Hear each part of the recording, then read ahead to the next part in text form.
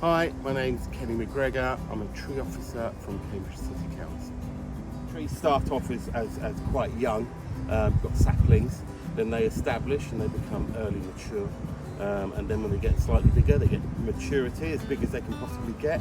And then when they get to that sort of size, they start to enter into their older age, where they get over mature and they start to die back a little bit and they start to retrench down, so they start to grow down. And they might bush out in the middle and they might give up their upper crown. Once they get past that, they can start to veteranize, which is where they slowly fall apart. And this is a good example of one. Willows, once they fall apart, they have this ability to strike or grow into the ground where the wood or the fallen timber hits the floor, and they can regrow into new trees. And with willows, that's what in folklore they call that walking willows. Trees veteranize and they become ancient because they live even longer and they have lots of decaying features or wildlife habitats, lots of rock pockets and holes. So this one once was a complete whole tree.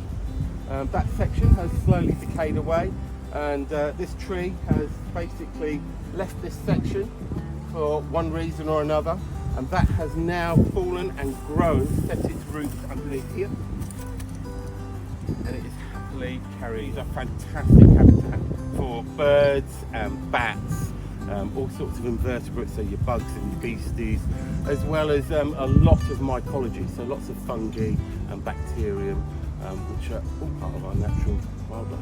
Here, and this is a good example of a willow walking out, so that's starting to root where that stem is laying, and then you've got your new tree regrowing out of that, and they will form very large willow trees. It's as simple as that. Yeah, out of all of these stems you will have a new willow that will achieve a great size and height, and then it will do the same as these. It will slowly start to retrench, break down, and it will walk off. It goes again.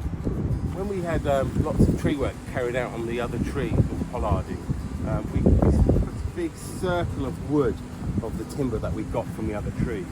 And that was to keep the cattle away from this lovely, fresh, veteranizing willow tree in the middle. And that worked. That tree has got away. It's established about the cows eating it completely. But cows love willow. It's one of their main foods, or traditionally it used to be.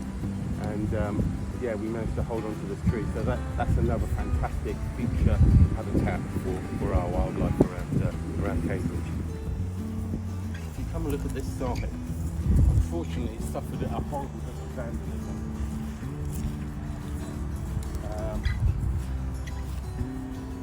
But that doesn't bother a willow tree. You can see by all the gnarls and the bumps and the lumps on the other side that we looked at.